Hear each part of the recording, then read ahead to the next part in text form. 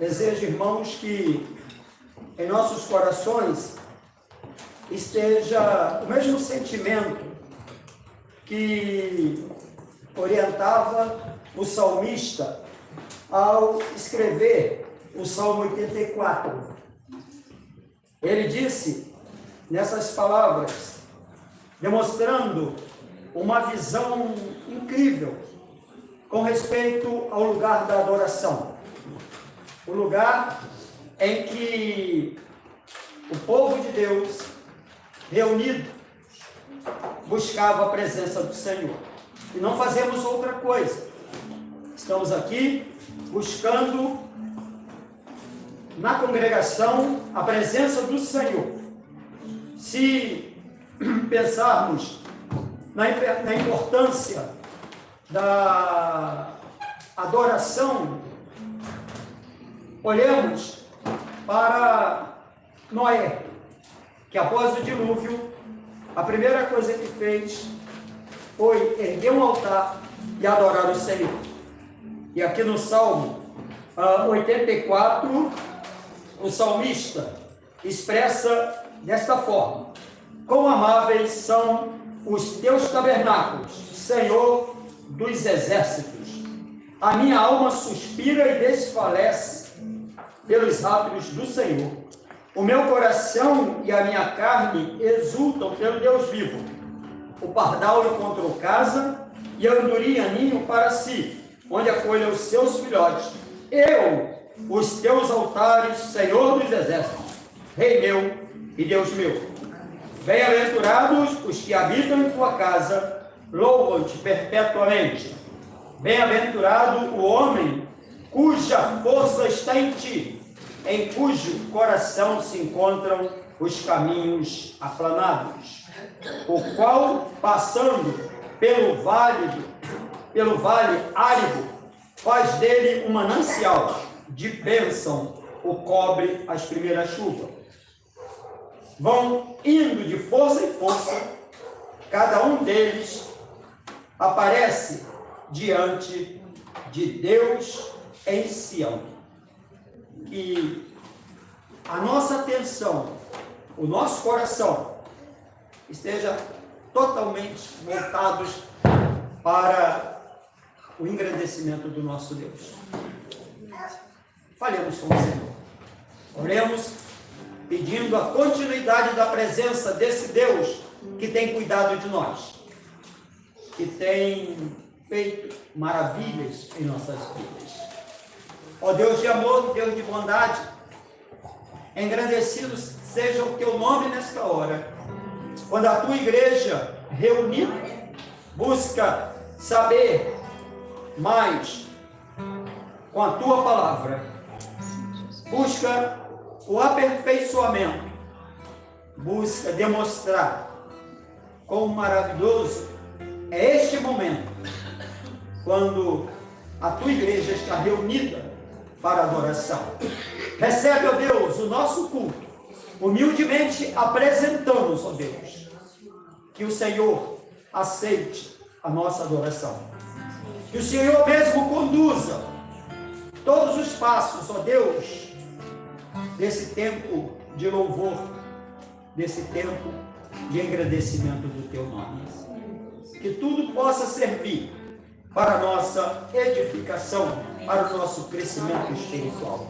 Graças te damos, ó Deus, por mais esta oportunidade, porque tu nos criaste, mas também, ó Deus, além de nos criar, tu nos salvaste, para congregarmos, ó Deus, na tua presença, para este louvor, para a adoração, que continua, hoje aqui, amanhã onde moramos, depois onde trabalhamos, onde estudamos, em todo lugar, ó Deus, buscamos adorar o Senhor. Recebe o nosso culto, imploramos mais uma vez, em nome de Jesus. Amém. Vamos nos colocar de pé, mais uma vez colocar nossos corações, colocar a nossa vida no altar do Senhor e adorar todos juntos.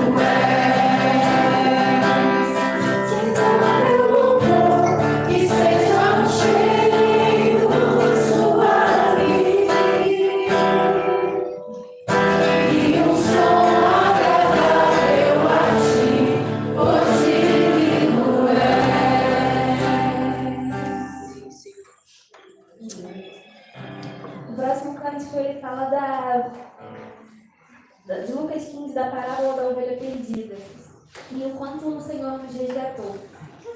E que Ele faz impossíveis para nos resgatar. Que Ele nos pensa aonde quer que nós estejamos. Lá em Romanos diz que Deus prova o seu próprio amor para conosco pelo fato de ter Cristo morrido por nós, sendo nós ainda pecadores. Não tem maior prova de amor do que essa. Então, que hoje nós possamos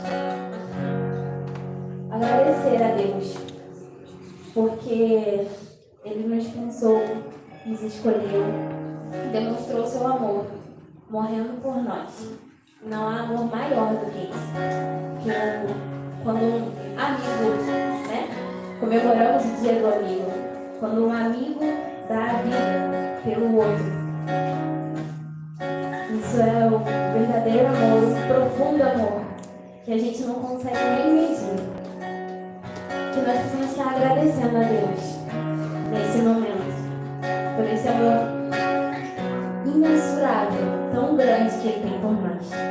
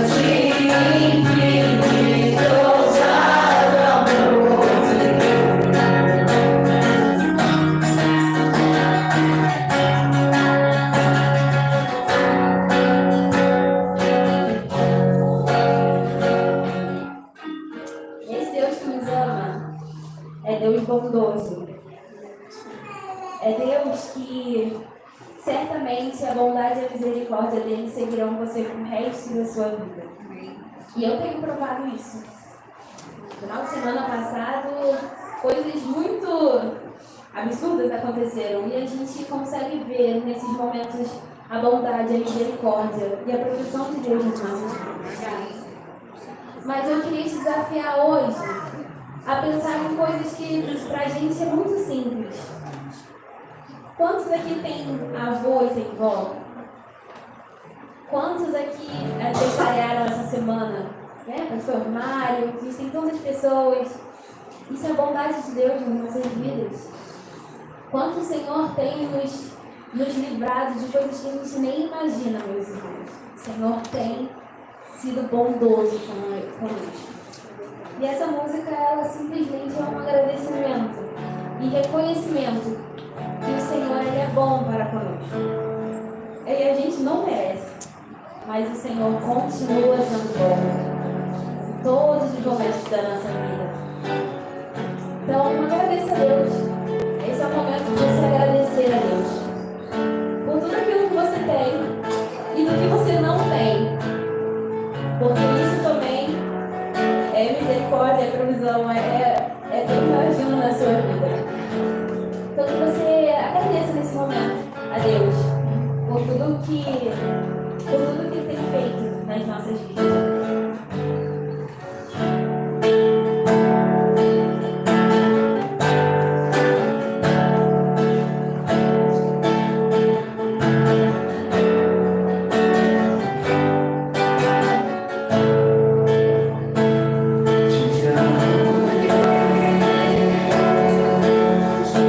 Tua graça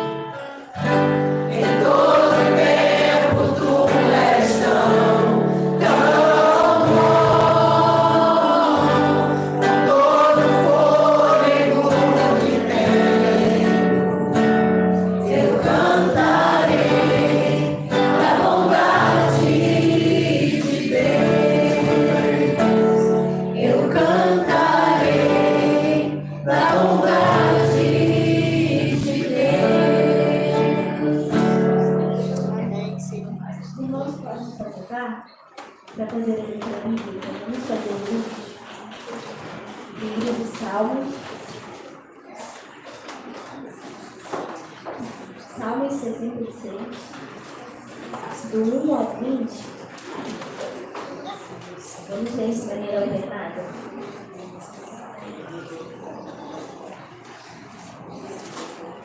Perdão, é 68, não. Salmo 68, do 1 ao 20. Vamos ler no editar, os irmãos fazem a leitura dos versículos pares. Levanta-se, Deus, dispersaram-se os meus inimigos. De sua presença fogem os que o aborrecem.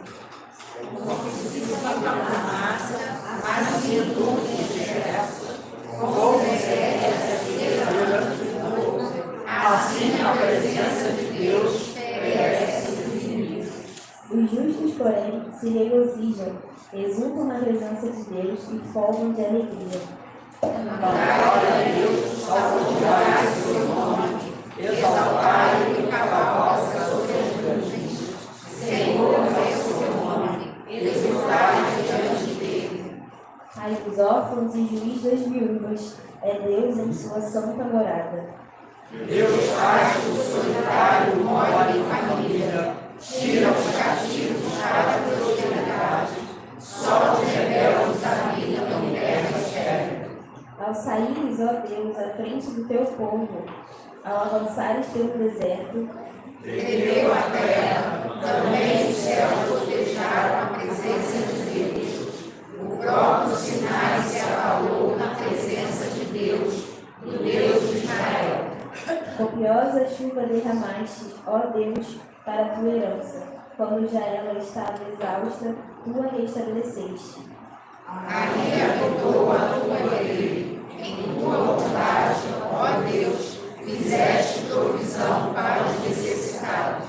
O Senhor deu a palavra, grande é a falange das mensageiras das boas novas. Eles exércitos fogem e fogem, a dona da casa reparte os despojos.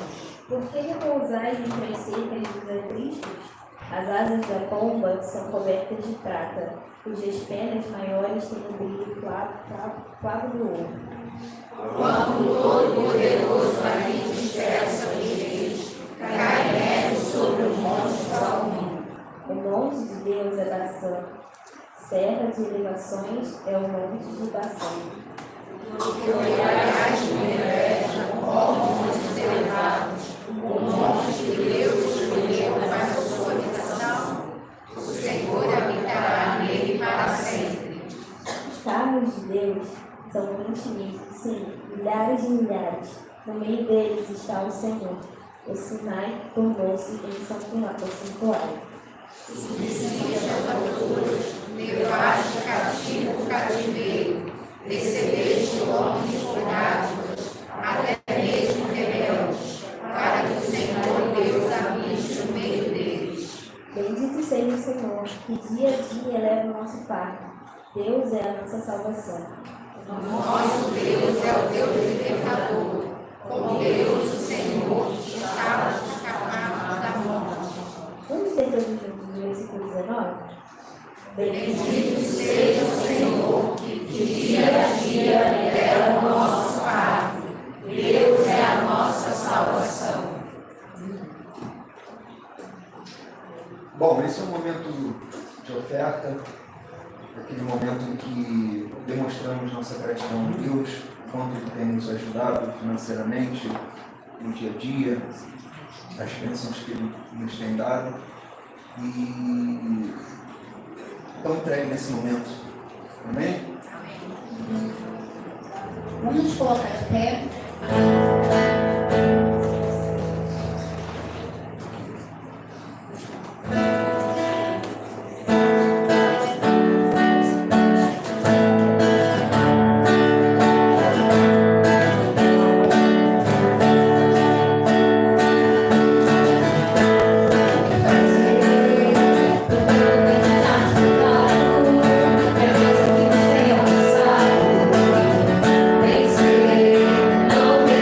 Não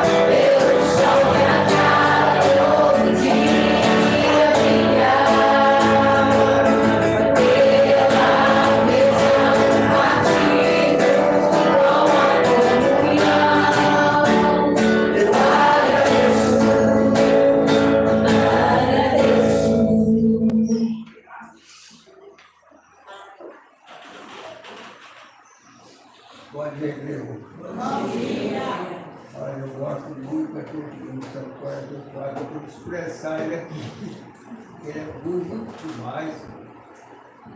Que segurança tem em Jesus, Pai, tudo, ele vive em nós. Conta essa história cantando assim, essa história, Deus. Cheguei em 2025, meu Pai querido, eu conto essa história, cada frase da gente respirar, Pai querido. Isso o Senhor fez muitos milagres. Esse foi acompanhado conosco para nós saber que tem um Criador. O Senhor é o Rei do Rei, Senhor do Senhor. Eu consagro, Pai, cada família aqui, Jesus. Por acaso, Pai, se tem alguém que não ouviu falar da Tua palavra, mas eu duvido que não tem, pelo menos aqui no Brasil, eu oro pelo missionário geral desse planeta Terra, Pai. Em nome de Jesus, desperta a minha vida para o Senhor, a nossa vida para o Senhor. Pai querido, muito obrigado, ó Deus, por tanto que o Senhor nos dá, que o Senhor tira um, Pai. A inflação pode ir lá em cima, que o Senhor não muda nada, Senhor Jesus. E muitos acham difícil tirar R$1, Pai querido, em nome de Jesus, desperta nós. Por mim, Jesus, aumentou mais e mais, Jesus. Porque o judeu, a semente, o grão produziu muito, Pai. Estou contando essa história, cantando assim. Pai querido, consagro, oferta dízimo, Pai. Ser com os pastores aqui, Pai querido, em nome de Jesus, cada família, Deus. Nós, os pais, a começar aqui em mim, ensina a criança conforme fala de Deuteronômio, meu Pai. Nós ia ser chamado a atenção com uma criança muito nova, não podia fazer nada, Pai. Se bobear, nós ia preso, eu ia preso se fosse pagar uma criança querendo ir à igreja, Pai. Em nome de Jesus, desperta a minha vida pelo Senhor. Pai querido, muito obrigado, Tu é o Rei dos Reis, por isso o Salmo 136 de graça ao Senhor, porque a sua misericórdia dura para sempre. Dê graça ao Deus dos Deus, porque a sua misericórdia, às vezes, fala, você também quer saber muito, mas o Senhor, a gente está explicando, pode mudar quantas vezes ele está pronto para nos ensinar. Pai, muito obrigado, Pai, seja esse dia. Me alegro no Salmo 122, alegrei-me quando me disseram, vamos à casa do Senhor. Muito obrigado, Pai, essa é a minha pequena oração, em nome do meu nome, em nome do Senhor Jesus. Amém. Os irmãos podem se assentar? Gostaria de chamar aqui a Ivone.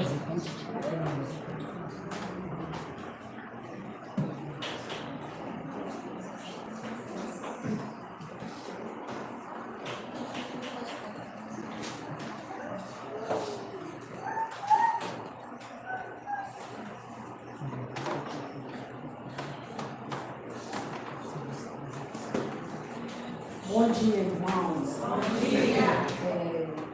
A gente está numa semana seguinte de falar de amor, de comemorar o amor, né? Nós já ontem falamos do amor aos amigos, do amor aos irmãos, do amor à igreja. E hoje nós falaremos também, além disso, do amor pelos avós, né? Essas pessoas que são tão representativas na vida de todo mundo. E nós temos bastante avós na igreja, né? A começar pelo pastor Mário, que é avô de 6 mocinhas, né? Isso é bênção.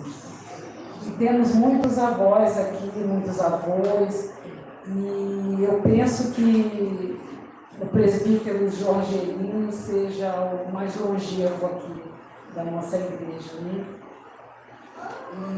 Então eu escrevi uma homenagem a todos eles, mas especialmente aos avós mais longevos, o diácono Josias e o presbítero Jorgelino.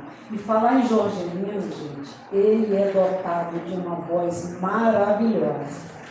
Eu venho empenhado já há bastante tempo para ele apresentar um solo aqui na igreja, que a voz dele é muito linda, ainda não consegui, Mas um dia Deus haverá de permitir que vocês usufruam, os ouvidos de todos, possam se deliciar com o timbre de voz, com a cadência, com a harmonia que ele tem, a afinação, é uma coisa maravilhosa. E realmente ele tem o dom. Bom, eu escrevi assim, os 3 tempos dos avós. Os avós são seres de vida longa, pelo menos no entendimento de netos crianças. É, portanto, esta fase que eu chamo de o primeiro tempo. Ocorre na infância dos netos, no qual os avós fazem de tudo para se achegar a eles. Usam de bizarrices, se necessário se infantilizam, contam carneirinhos, contam e recontam a mesma história, cantam canções animadas ou de ninar, falam mentirinhas piedosas, tipo, injeção não dói. E como dizem, deseducam sem culpa. Os dias passam e chega o segundo tempo, fase de adolescência dos netos. Tempo em que os mágicos avós compreendem com complacência o demasiado sono, o enorme apetite, a preguiça, a contestação insistente, a autossuficiência. Ajudam, justificam, escutam queixas e os primeiros suspiros de amor como confidentes, fiéis. No terceiro tempo, o neto alcança a idade adulta. Por justiça, os avós são reverentemente exaltados pela experiência acumulada, pela sabedoria transmitida, pelos anos de dedicação, pela lealdade com garantia super estendida. Com saudades, rememoram o passado, relembram as fantasias da meninice, os passeios, as vontades feitas. Discutem o porvir, trocam segredos, compartilham o agora com os perfeitos ouvintes. Vividos os 3 tempos, chega o momento do reconhecimento, da admiração, da gratidão, da retribuição que vem acompanhada de zelo e cuidado. Por tudo isso, os pais dos pais merecem todas as homenagens do Dia dos Avós. Todos os netos os recomendam a Deus, nosso Pai. Inclusive eu, já no patamar de avó.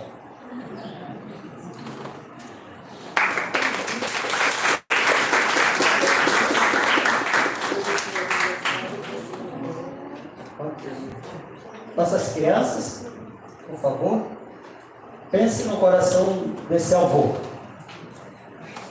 Eu creio, se eu não errei aqui na conta, em 2004, eu completei aniversário, dia 25.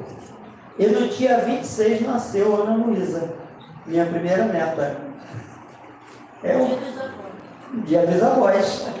Dia 26, dia dos avós. Pensa que presentão, né? Que um avô ganha. Não podia ser melhor, né?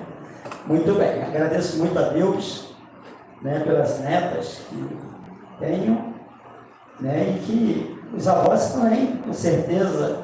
A gente diz que a maneira de agir com os netos é diferente, né? Não é que rimou, muda.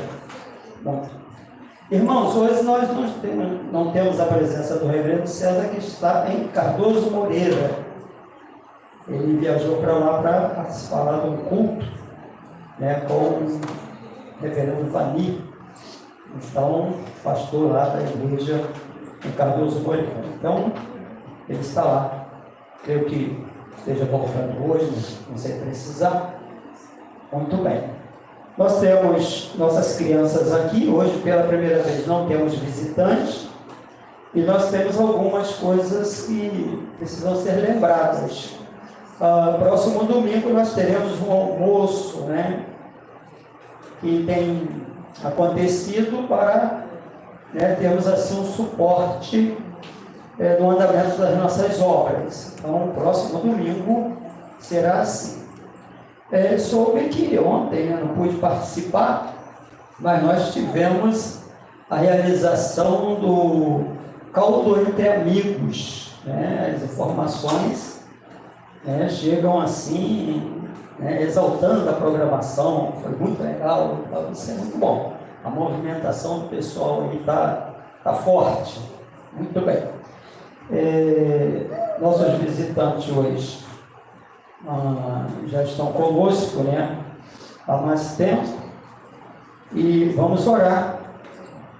Não posso esquecer de falar sobre o culto da noite, né, o culto vespertino, né, que os irmãos estejam, a banda, né, DNA estará presente, né, e o pregador será o meu genro, o presbítero Daniel. Então, que os irmãos possam estar conosco, né. Agradeço de coração, né, a manifestação de carinho da igreja, né, lembrando aqui o meu aniversário. Muito obrigado. Esse ambiente formado por Deus, né, que a igreja é um lugar realmente de amor, é um lugar de confraternização, de paz, né, de progresso espiritual, né. Louvamos a Deus por encontrarmos esse lugar no mundo, um mundo que anda tão mal das pernas, né? A coisa está bastante ruim, mas nós estamos aqui glorificando o Senhor. Pedimos oração, né, pelo ímpar. A comemoração do aniversário será no dia 6 de setembro, né? Os homens vão estar empenhados aí, nos ajudando nesse trabalho no funcionamento da barraca, e pedimos as orações dos irmãos e a participação dos irmãos nesse evento tão importante. Eu tenho dito que o IPA precisa ser visto como um campo missionário, onde as pessoas chegam para receber assistência social, mas levam no coração a palavra de Deus. E a resposta à pregação da palavra de Deus tem sido muito boa, né? As pessoas voltam dizendo que estão na igreja, que estão caminhando com o Senhor, pessoas que se convertem, né, buscando crescer na palavra. Então tudo isso é muito importante. Vamos orar hoje. O pregador será um seminarista ou presbítero seminarista, a ordem aqui não importa, né? Então nosso irmão presbítero seminarista Félix vai falar aos nossos corações. Creio que as crianças continuarão aqui conosco, mas é importante, né, orar pelas nossas crianças, orar pelos nossos visitantes. Que Deus continue abençoando esta igreja. Falemos com o Senhor. Pai de amor, Pai de bondade, nos dirigimos ao Senhor nesta hora para agradecer. Agradecer a Deus pela vida que o Senhor nos dá. Agradecemos a Deus pelo papel de avós, a Deus, que ocupamos, ó Deus. Obrigado, ó Deus, por estar conosco, ó Deus, em todo o tempo. Temos várias fases em nossas vidas e o Senhor tem estado conosco em todas elas. Obrigado a Deus pelo culto que acontece agora. Mais uma vez agradecemos, e agradecemos pelas nossas crianças pequeninas, ó Deus, que crescem na tua presença, crescem no teu caminho, que cada vez mais, ó Deus, sejam fortalecidas e que possam caminhar com segurança, ainda que cheguem mensagens que perturbem, ó Deus, a ordem, que lancem dúvidas, nossas crianças estejam firmes, assim como toda a tua igreja, Senhor, deve estar preparada para responder aos ataques que são frequentes. Lembramos aqui do reverendo César, que está em viagem, Senhor, que ele seja guardado, protegido, que chegue em segurança, ó Deus, retornando dessa missão que ele foi cumprir, ó Deus. Confiamos que o Senhor tenha usado o teu servo, ó Deus, na pregação, no momento de adoração, por agradecimento da vida conjugal do reverendo Vani, ó Deus, com a sua esposa, que o Senhor tenha produzido, ó Deus, no coração do teu servo maior alegria, está acompanhado da sua esposa, ó Deus, que todos retornem guardados e protegidos. Que o Senhor esteja com o presbítero Félix, ó Deus, que estará falando aos nossos corações. Continue ajudando o teu servo para que haja sempre, ó Deus, uma palavra de edificação, de crescimento espiritual.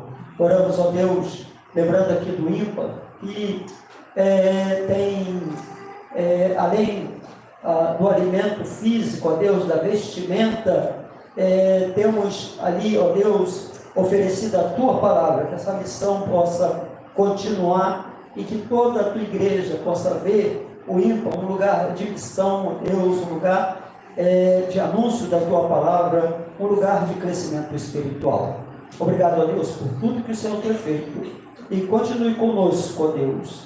Pedimos que o Senhor continue abençoando os visitantes que participam conosco, que se sintam bem, ó Deus, neste lugar, e o Senhor cerca aqueles que estão enlutados, ó Deus, abençoa que possam passar este momento com a tua proteção, guardados e protegidos pelo Senhor. Ajuda, Senhor, aqueles que não puderam estar conosco hoje, que sejam guardados e protegidos também. Em nome de Jesus, aceite a nossa oração que fazemos neste momento, hoje, para sempre. Amém. Deus abençoe. Deus abençoe.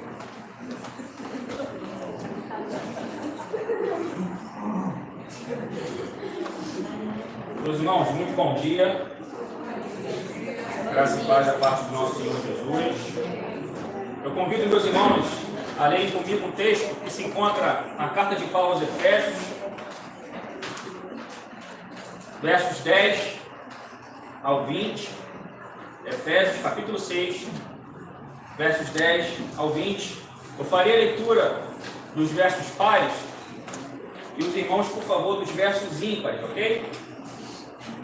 Diz assim a palavra do nosso Deus: quanto ao mais, sede fortalecidos no Senhor e na força do seu poder. Revestidos de toda a armadura de Deus, para poder ficar firmes contra as ciladas do diabo.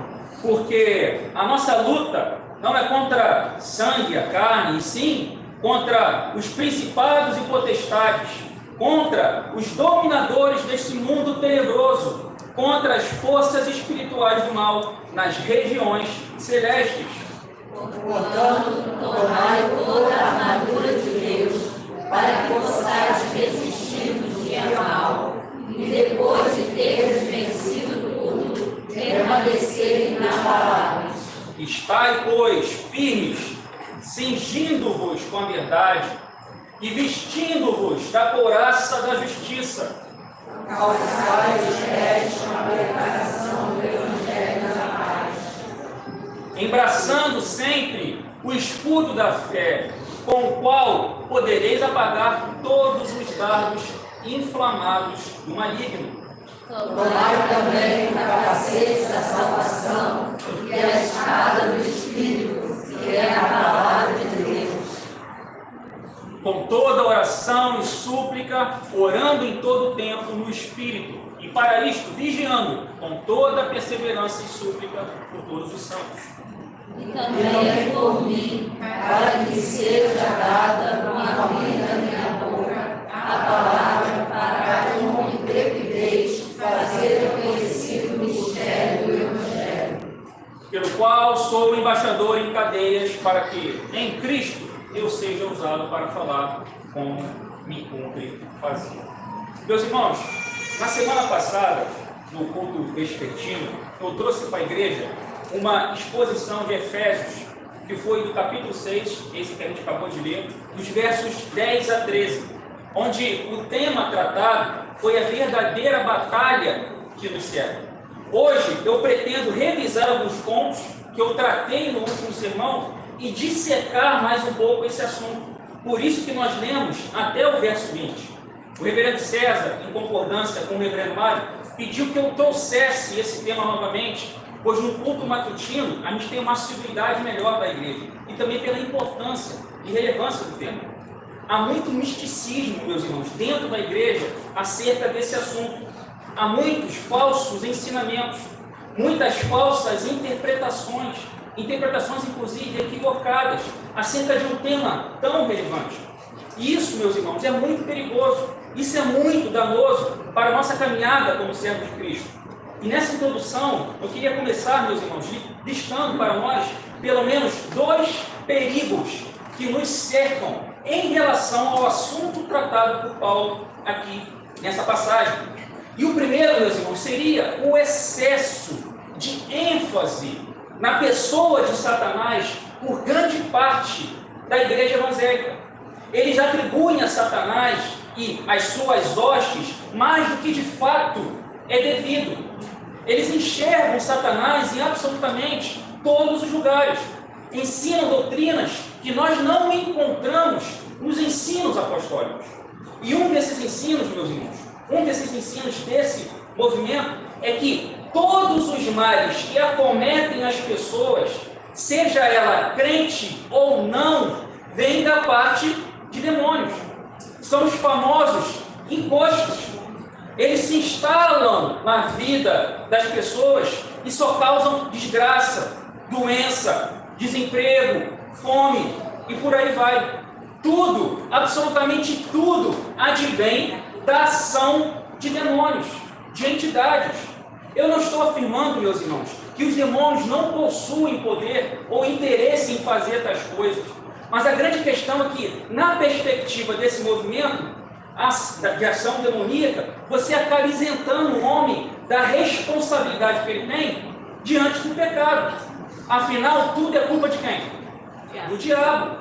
Mas quando nós olhamos para a narrativa, meus irmãos, por exemplo, da queda, o que Deus faz com Adão e Eva? Ele os isenta de culpa? Não.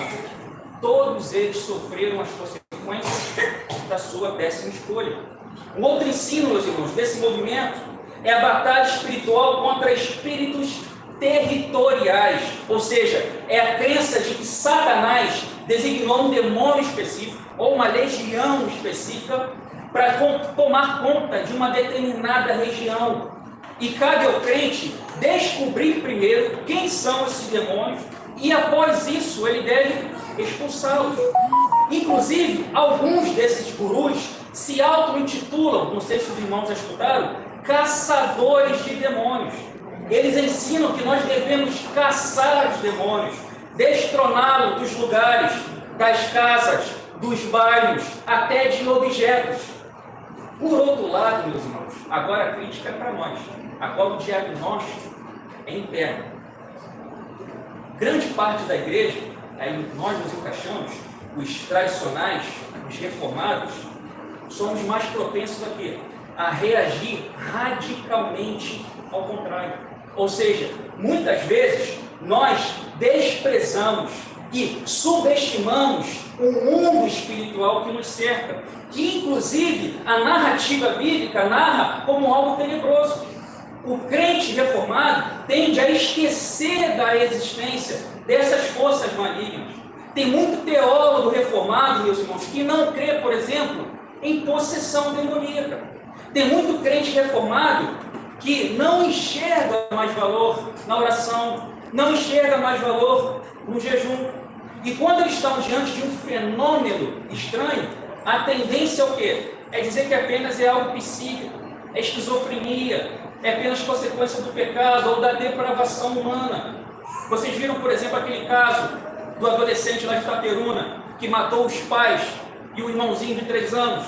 Meus irmãos, eu pessoalmente tenho muita dificuldade de crer que isso era apenas uma consequência do pecado e da depravação daquele rapaz. Porque a demonstração de ódio naquele crime, meus irmãos, foi muito intensa. Mas o fato é que nós estamos sob ataque, meus irmãos. A igreja não é piquenique, igreja não é clube. Vida cristã, meus irmãos, não é Disneylândia.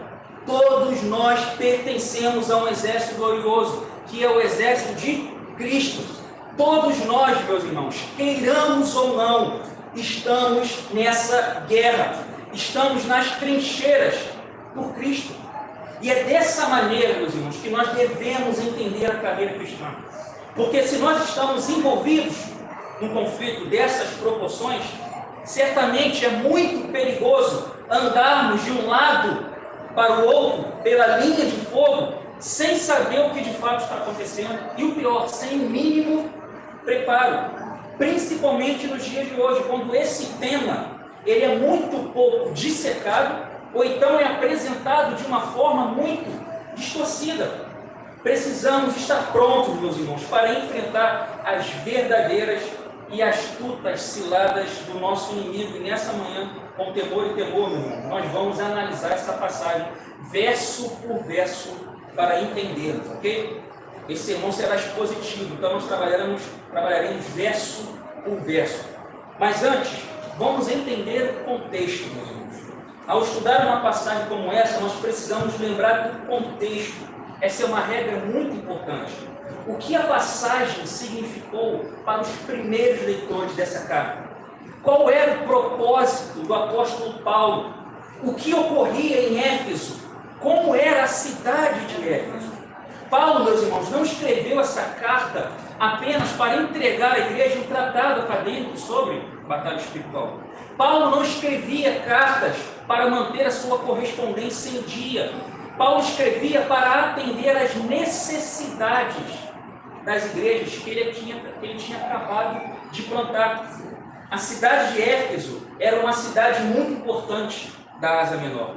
Ela era uma cidade muito influente, tanto na parte da economia, quanto na parte da política.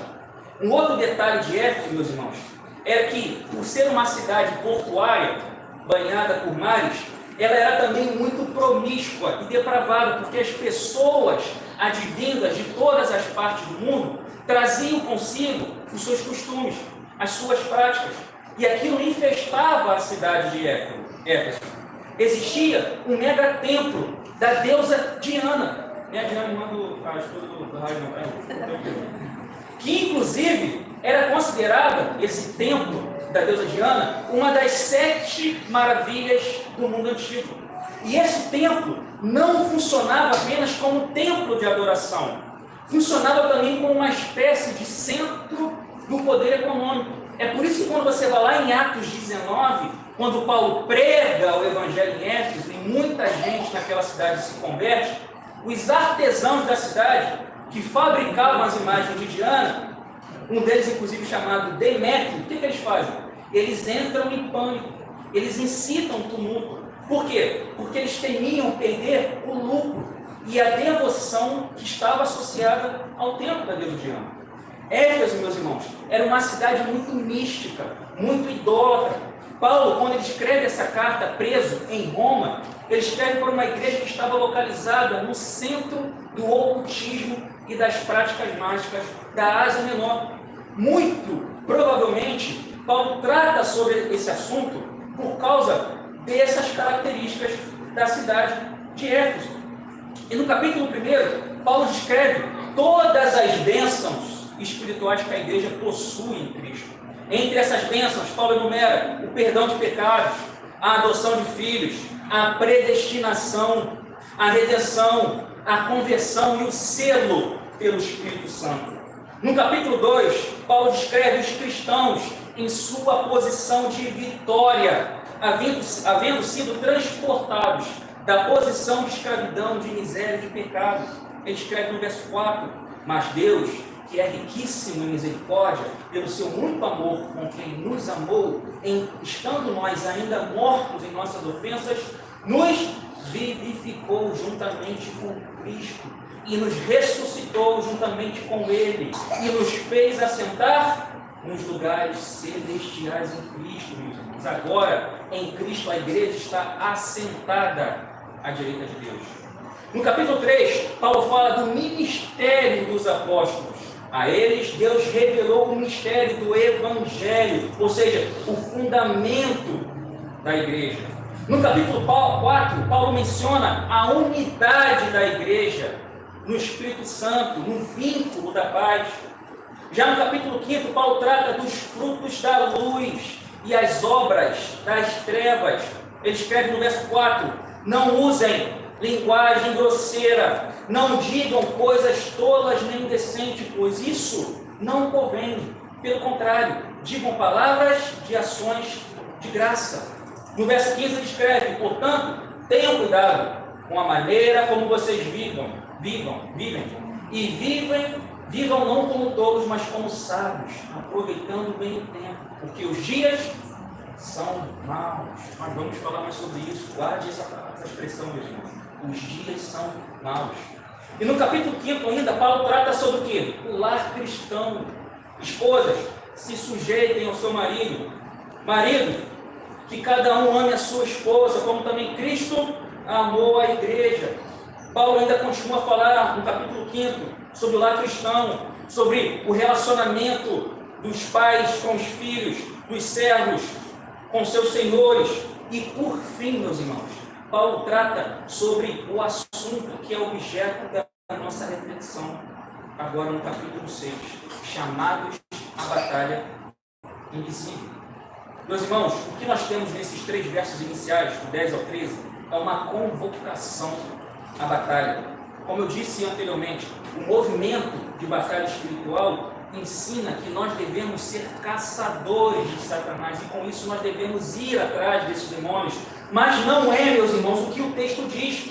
O texto diz o contrário. O texto diz que eu devo ficar firme contra esse lado do diabo. Ou seja, é ele que vem contra mim. Pedro diz que ele anda ao nosso derredor, procurando a quem tragar.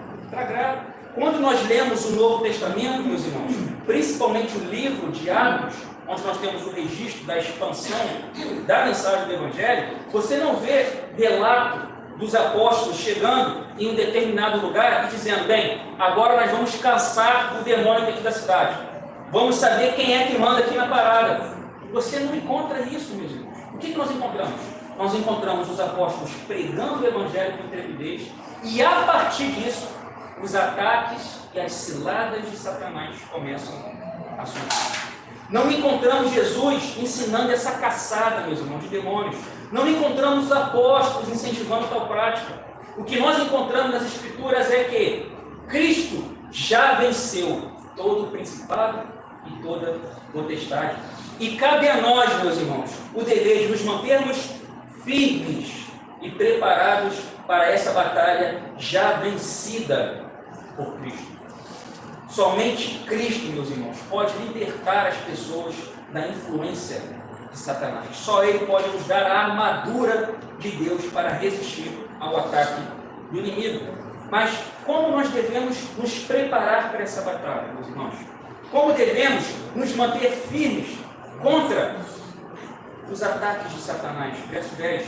Quanto ao mais, sede fortalecidos no Senhor e na força do seu poder. Precisamos entender, meus irmãos, que a força para esse combate, o poder da igreja para enfrentar as hostes malignas, não vem, meus irmãos, de palavrinhas mágicas, não vem de estar amarrado, não vem de eu te repreendo, de técnicas, de estratégias elaboradas, meus irmãos. Ela vem do próprio Deus. A orientação de Paulo é para nos fortalecermos no Senhor e na sua força. Essa é a fonte do poder da igreja, meus irmãos. Paulo está dizendo que Deus opera na igreja com a tremenda eficácia do seu poder. Note a ênfase de Paulo na expressão no Senhor. Paulo aponta para Deus como sendo a fonte da nossa força, da força da igreja para esse combate. Portanto, é neste poder, meus irmãos, que o crente deve confiar e deve deixar-se fortalecer. E aí eu pergunto a vocês agora, meus irmãos, de onde você tem buscado as forças para enfrentar as batalhas espirituais da sua vida? Você tem se fortalecido no Senhor ou você está tentando vencer com a força do seu braço? Que tipo de crente, meus irmãos, o inferno vê quando olha para você? Um soldado fraco, isolado, distraído, ou alguém que está revestido da força do Senhor e firmado na comunhão dos santos? A igreja, meus irmãos, precisa buscar em Deus os recursos para este combate. Verso 11, vamos ler? Revestivos de toda a armadura de Deus, para poderes ficar firmes contra as ciladas do diabo. A partir desse versículo, meus irmãos, o apóstolo Paulo começa a apresentar algumas razões pelas quais nós, a igreja, devemos tomar a armadura de Deus. E a primeira é essa: para que possamos permanecer firmes contra as astutas ciladas do diabo. E o termo que Paulo usa aqui, meus irmãos, no grego, é a palavra metodeia, quando ele se refere a ciladas. Ou seja, ele remete à ideia de métodos ardilosos, estratégias disfarçadas, enganos que são planejados. Ou seja, trata-se de um ataque que é sutil e que muitas vezes é imperceptível, e não vem de maneira frontal, mas vem de maneira sorrateira, como uma serpente que se camufla no ambiente. O inimigo, meus irmãos, não se apresenta com chifre e tridente, como muitos acham por aí, meus irmãos. Pelo contrário, ele tenta se aparentar como um anjo de luz. Paulo escreve isso aos Coríntios. A Escritura, meus irmãos, nos revela alguma dessas estratégias. Eu queria destacar agora para vocês pelo menos uma, que talvez, pelo menos no meu entendimento, é a mais perigosa de todas, que é confundir mentira com verdade. Ou seja, o engano religioso. Desde o Éden, Satanás distorce as palavras de Deus, meus irmãos. É assim que Deus disse: certamente não morrereis. Percebam, ele não nega frontalmente a revelação de Deus. Ele faz o quê? Ele distorce. E essa estratégia, meus irmãos, continua até hoje. O maior campo de atuação do diabo, meus irmãos, não é o carnaval, não é baile funk, mas é o púlpito corrompido.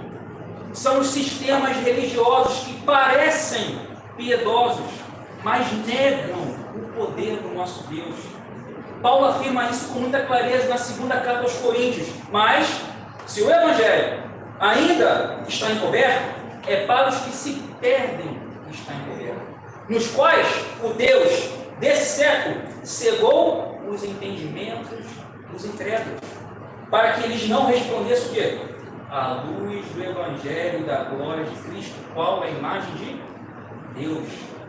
Muitas pessoas inteligentes, meus irmãos, cultas, racionais, ouvem o Evangelho diversas vezes, mas não conseguem compreendê-lo, não aceitam. Por quê? Paulo responde: porque estão cegas. Os seus olhos espirituais foram obscurecidos por uma cegueira vinda das trevas. Elas não conseguem enxergar o óbvio, elas não conseguem enxergar a glória de Cristo, e não é por falta de inteligência, meus irmãos, é pela astúcia de Satanás. O diabo, meus irmãos, ele não precisa necessariamente afastar alguém da religião para manter longe de Deus. Basta ele oferecer o quê? Uma religião distorcida, um evangelho adulterado, uma espiritualidade sem a cruz, sem o arrependimento, sem o Cristo verdadeiro. Martin Lloyd Jones escreve: a maior obra do diabo é dentro da igreja visível.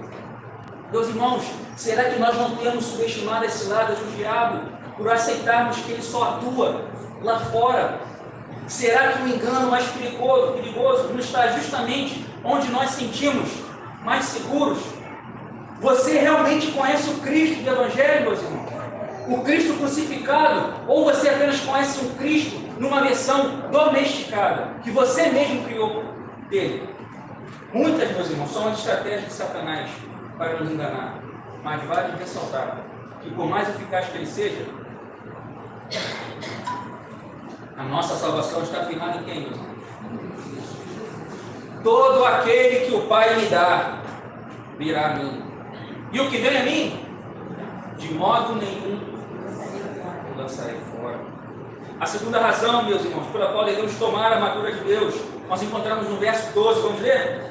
Porque a nossa luta não é contra sangue e carne, e sim contra os principados e potestades, contra os dominadores deste mundo, contra as forças espirituais do mal nas regiões celestes. Perceba uma coisa aqui, meus irmãos, que é o contraste que Paulo estabelece. A nossa luta não é contra carne e sangue. Ou seja, o nosso inimigo não é visível, ele não é humano. É claro, meus irmãos, que muitas pessoas podem sim se tornar um instrumento de Satanás. A Escritura é muito clara quanto a isso. Paulo, na sua segunda carta aos Coríntios, fala dos falsos apóstolos que se disfarçavam como ministros da justiça. Pessoas podem sim ser ferramentas do mal, mas é preciso dizer o seguinte, meus irmãos: Satanás está por trás delas. Se nós focarmos apenas nas pessoas, nós vamos lutar a batalha errada. Quem pensa que o inimigo é o cônjuge, o chefe, o político, ou sei lá o que, já perdeu essa batalha. Paulo está preso em Roma, e quando ele escreve isso, ele não menciona César, ele não culpa os soldados, ele não reclama das correntes, ele enxerga aquilo que está além. Os seus olhos espirituais estavam abertos para uma realidade que é invisível, meus irmãos, que eram os principados, as potestades, os dominadores do mundo tenebroso. Meus irmãos, a nossa batalha é espiritual, e é por isso que não podemos lutar com armas carnais. Davi entendeu muito bem isso quando enfrentou Golias. Tanto é que ele declara: tu vens contra mim com espada, lança e escudo. Eu, porém, vou contra ti em nome do Senhor dos Exércitos, o Deus dos Exércitos de Israel, a quem tens afrontado. Davi sabia, meus irmãos, que a dimensão daquela luta não era espiritual. Quer dizer, não era carnal, era espiritual. Não era Davi contra Golias, era o Deus de Israel contra os falsos deuses de pedra dos filisteus. Agora reflitam, meus irmãos: você tem enxergado as circunstâncias com os olhos espirituais ou tem lutado como se tudo fosse apenas natural? Você tem gastado mais tempo argumentando com pessoas ou guerreando em oração e jejum? Quantas igrejas, meus irmãos, se dividem porque os membros acham que o problema está na carne e no sangue? Paulo está nos ensinando que quando irmãos brigam, fofocam, disputam posições ou se dividem, Satanás está vencendo. Você tem sido instrumento de reconciliação, meus irmãos? Ou você tem sido instrumento da divisão do corpo de Cristo? Talvez hoje Deus esteja dizendo: você está lutando com as armas erradas. Volte-se a mim, volte à oração, volte à dependência do Espírito. Enxergue o verdadeiro inimigo e lute como um verdadeiro soldado de Cristo. E a terceira razão, meus irmãos, pela qual devemos tomar a armadura de Deus para que possamos resistir no dia mau. Verso 13, vamos ler? Portanto, tomai toda a armadura de Deus, para que possais resistir no dia mau, e depois de teres vencido tudo, permanecer inabaláveis. Paulo aqui, meus irmãos, já havia declarado que todos os dias são maus. Se lembram? Efésios 5,16. Mas aqui Paulo admite que há dias piores do que os outros. No original, o grego que Paulo usa aqui para a palavra mal é poneros, que transmite a ideia de algo intrinsecamente maligno, algo que corrompe, algo que fere, e produz danos espirituais profundos. E quando Paulo menciona dia, ele não está se referindo apenas a um período literal de 24 horas, mas a uma estação, uma fase, um tempo específico de grande intensidade espiritual, em que os ataques das trevas se tornam mais visíveis, se tornam mais intensos. Ele chama isso de um dia mau, ou seja, é um tempo em que Satanás parece concentrar todos os seus esforços em nos derrubar a igreja. Paulo está nos preparando, meus irmãos, para períodos como este. E veja, nenhum de nós está imune, nem mesmo os apóstolos escaparam. Vocês lembram da palavra de Cristo a Pedro? Simão, Simão, eis que Satanás vos reclamou para vos peneirar como trigo. Eu, porém, roguei por ti, para que a tua fé não desfaleça. E tu, quando te converteres, fortalece os seus irmãos. É por esse motivo, meus irmãos, que Paulo nos exorta a nos revestir da armadura de Deus, para que possamos enfrentar o dia mau. Talvez, meus irmãos, talvez você possa estar enfrentando agora o seu dia mau. Talvez seja uma crise emocional, um momento de tensão, de tentação intensa, um abalo na sua fé, uma enfermidade, um problema familiar que talvez pareça insolúvel, e você se sente como Pedro, sendo peneirado. Mas deixa eu te dizer algo, meus irmãos, não tema, porque Cristo ainda intercede pelos seus. Não lute com armas humanas, não lute com base no seu temperamento ou na sua força. Revista-se da armadura de Deus, fortaleça-se na palavra, persevere na oração. Agora, meus irmãos, a partir do verso 14 até o 17, Paulo nos revela as peças da armadura de Deus. Vamos ler junto? Versos 14 a 17. Estais a verdade e vestindo da graça da justiça, calçai os pés com a preparação do Evangelho da paz, embraçando sempre o escudo da fé, com o qual podereis apagar todos os dardos inflamados do maligno. Tomai também o capacete da salvação, e a espada do Espírito, que é a palavra de Deus. Meus irmãos, uma análise atenciosa desse verso nos revela que as peças dessa armadura de Deus, da qual nós devemos tomar posse, possuem algo em comum: o Evangelho de Jesus Cristo, o Filho de Deus. Olha o que Paulo escreve: justiça, paz, fé, salvação e palavra de Deus.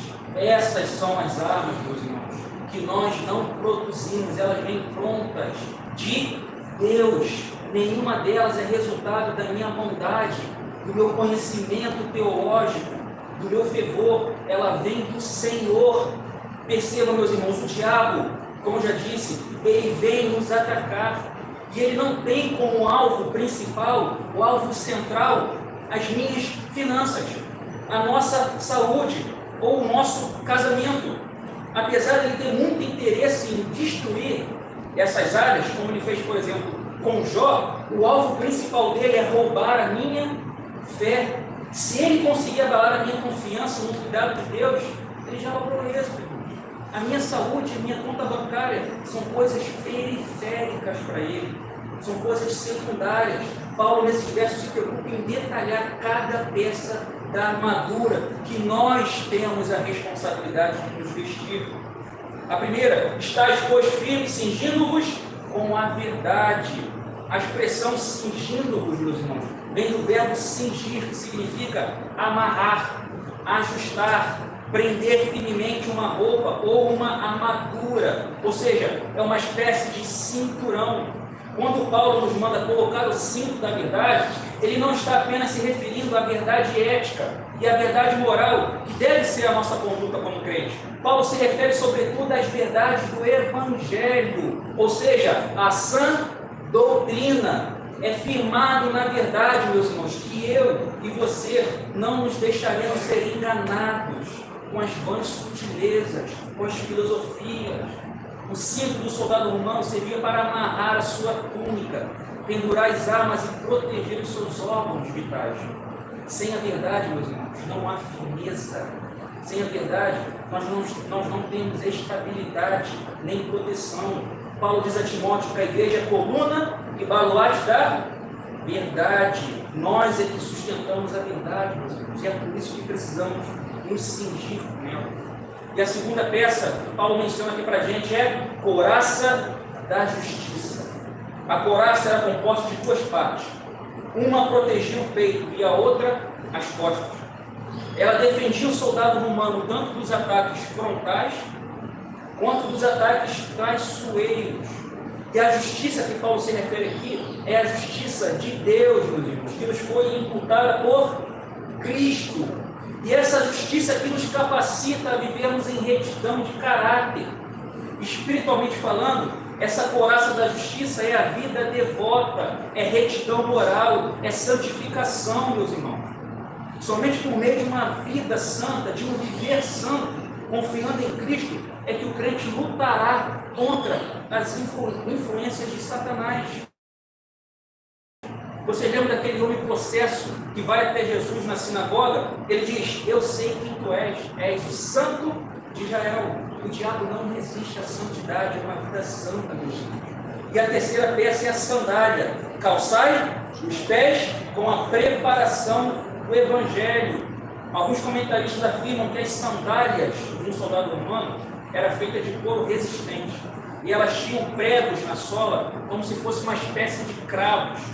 Ou seja, ela fornecia ao soldado romano firmeza e estabilidade para que ele pudesse caminhar nos terrenos mais difíceis que existiam.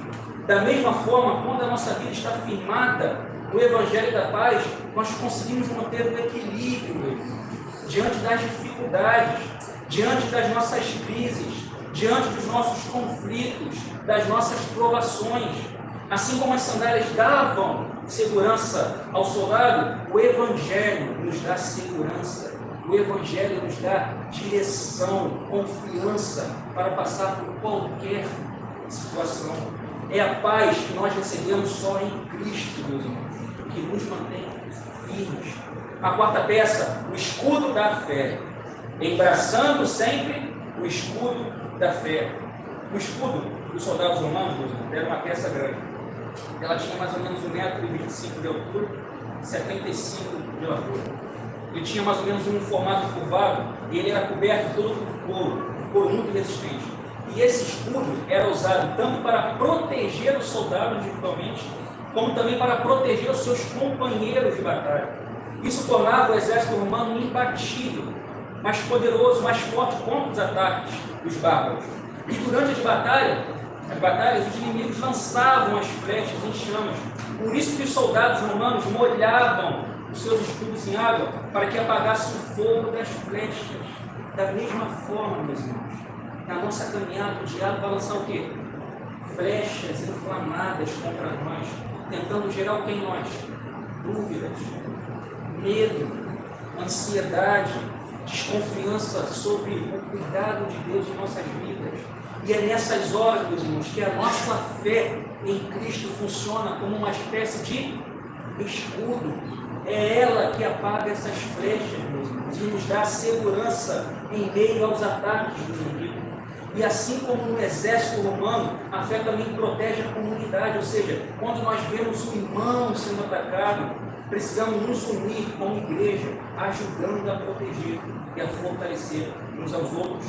A outra peça, meus irmãos, é o capacete da salvação. Tomai também o capacete da salvação. O capacete romano era feito de bronze e ferro. E a analogia que Paulo usa aqui, meus irmãos, é muito clara.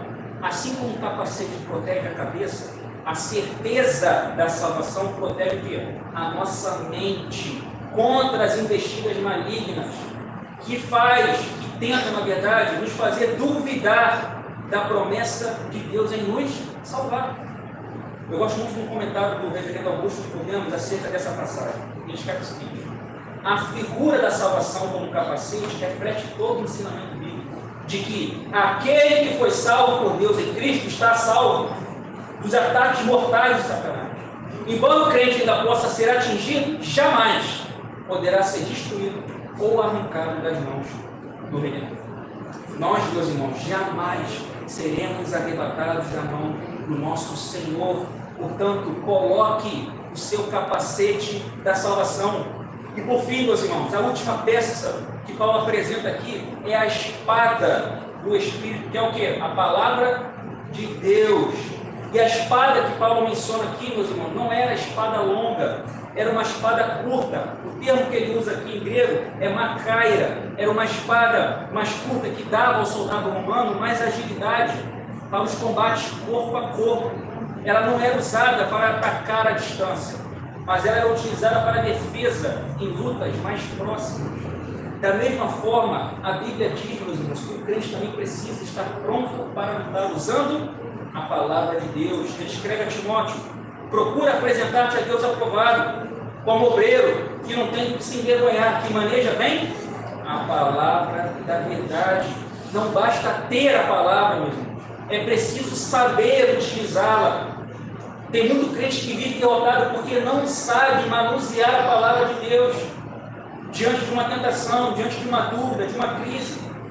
Como que anda, meus irmãos, o seu contato com as Escrituras? E por fim, Paulo encerra esse ensino profundo sobre a armadura de Deus com um chamado essencial, que é a oração. No verso 18 ele repete palavras como toda, todo e todos. Ou seja, a oração deve ser o quê? Em toda ocasião, com toda súplica e por todos os santos. Meus irmãos, o nosso Senhor já venceu Satanás. A cruz de Cristo foi o golpe final na serpente. A sepultura está vazia. O mal não possui a última palavra. E é por isso que nós devemos, na verdade nós não devemos temer, mas também não podemos viver de forma negligente. Nós somos chamados, meus irmãos, à responsabilidade de tomar posse e de nos revestir de toda a armadura do nosso Deus. Amém? Vamos orar?